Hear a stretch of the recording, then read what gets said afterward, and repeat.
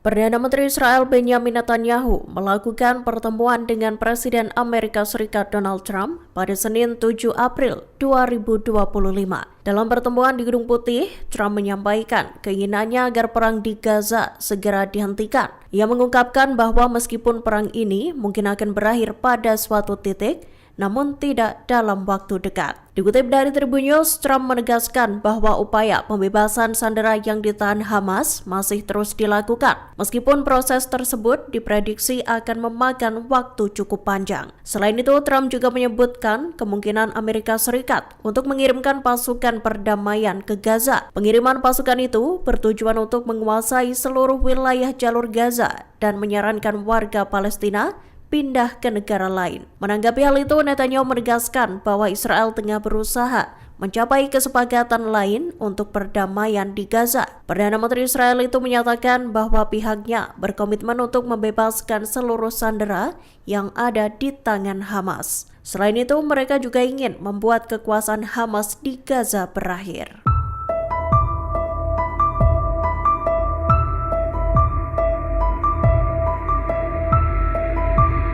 Perdana Menteri Israel Benjamin Netanyahu menyatakan bahwa negosiasi baru sedang dilakukan. Hal itu dinyatakan Netanyahu pada Senin 7 April 2025 saat bertemu Presiden Amerika Serikat Donald Trump di Gedung Putih. Disebutkan Netanyahu, negosiasi itu bertujuan untuk membebaskan lebih banyak sandera yang masih berada di tangan Hamas. Dikutip dari Arab News, Netanyahu menegaskan bahwa Israel berkomitmen untuk membebaskan semua tawanan. Netanyahu sendiri juga menyoroti penderitaan warganya yang masih tertawan di Gaza. Ia pun turut menyinggung perjanjian pembebasan sandera yang sebelumnya diusulkan oleh utusan Trump Steve Witkoff. Lebih lanjut, Trump juga menyatakan bahwa baik Amerika Serikat maupun Israel berusaha keras untuk memulangkan para sandera. Trump bahkan mengaku tengah mempertimbangkan gencatan senjata lagi.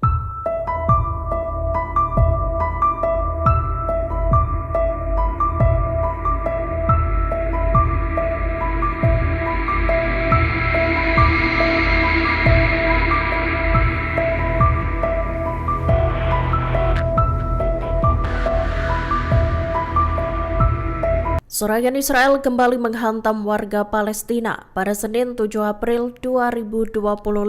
Rudal Zionis itu membombardir area dekat dapur amal, tempat warga Gaza menerima makanan matang. Dilaporkan sedikitnya 30 orang tewas dalam serangan tersebut. Dikutip dari Tribun News, serangan tersebut menyusul pemboman yang dilakukan pasukan Israel terhadap tenda-tenda yang ditempati para jurnalis. Seperti diketahui, tenda yang berada di kompleks medis Nasser Khan Yunis itu dilalap api.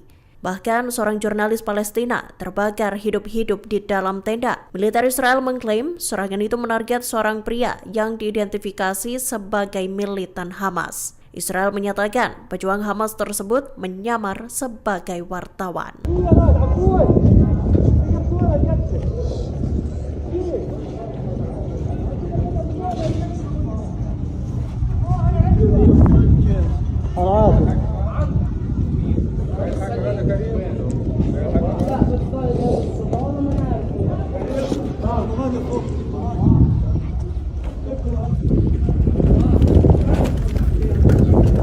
Para pemimpin Mesir, Prancis, dan Yordania menggelar pertemuan puncak tripartit di Kairo untuk membahas situasi yang semakin memburuk di Gaza.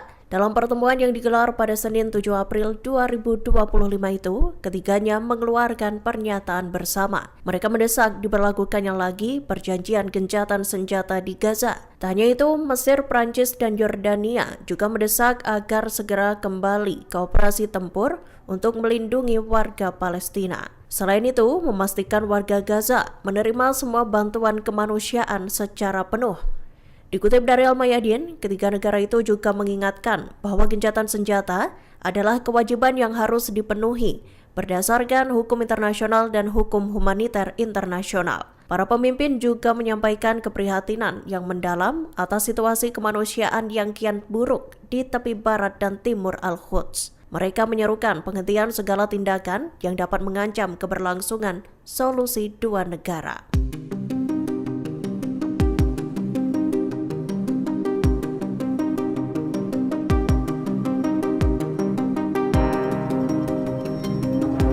Ahmed Mansur, jurnalis Palestina yang terbakar hidup-hidup dalam serangan Israel, dikabarkan meninggal dunia. Ia mengalami luka bakar yang parah akibat gempuran pesawat tempur Zionis terhadap tenda para jurnalis di dekat kompleks medis Nasser Khan Yunis. Mansur sempat mendapatkan perawatan intensif akibat luka bakar yang dideritanya. Namun ia dinyatakan meninggal dunia di rumah sakit pada Senin 7 April 2025 malam. Dikutip dari Al-Mayadin, dalam serangan maut Israel itu, seorang jurnalis dan pemuda juga tewas. Beberapa jurnalis Palestina lainnya mengalami luka-luka dan dilarikan ke rumah sakit. Ahmed Mansur sendiri menjadi sorotan lantaran rekaman saat dirinya terbakar hidup-hidup ramai beredar di media sosial. Ia dikabarkan sempat menjalani operasi selesai terpanggang di tengah api. Kejadian yang menimpa Ahmed Mansur itu juga memicu kecaman luas dari masyarakat dunia.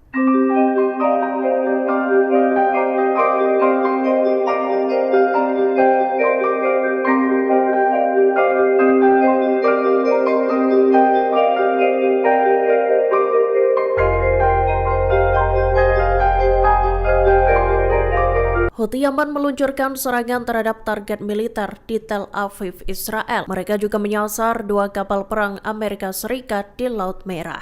Juru bicara Houthi Yahya Sari menyatakan pada Senin 7 April 2025 bahwa pasukannya menyerang situs militer di Jaffa, pinggiran Tel Aviv.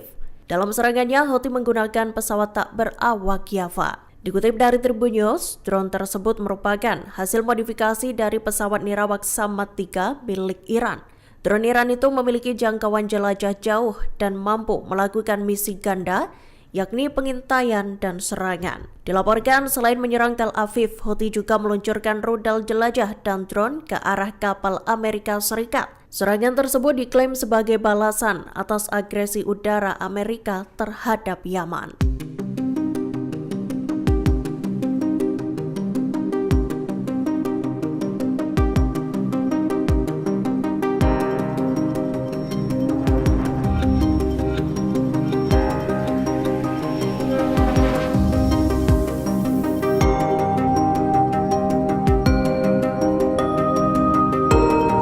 Mesir mengajukan usulan baru terkait kesepakatan pertukaran tahanan dan gencatan senjata di Gaza. Kesepakatan itu berkisar pada pembebasan 8 tawanan hidup dari tangan Hamas. Satu dari 8 tawanan itu adalah tentara Israel Amerika, Eden Alexander. Sebagai imbalannya, gencatan senjata akan diberlakukan selama 40 hingga 70 hari. Dikutip dari Al-Mayadin, para tawanan akan dibebaskan secara bertahap. Proposal yang diajukan Mesir itu juga mencakup jaminan gencatan senjata permanen. Begitu pula dengan penarikan penuh pasukan Israel dari jalur Gaza.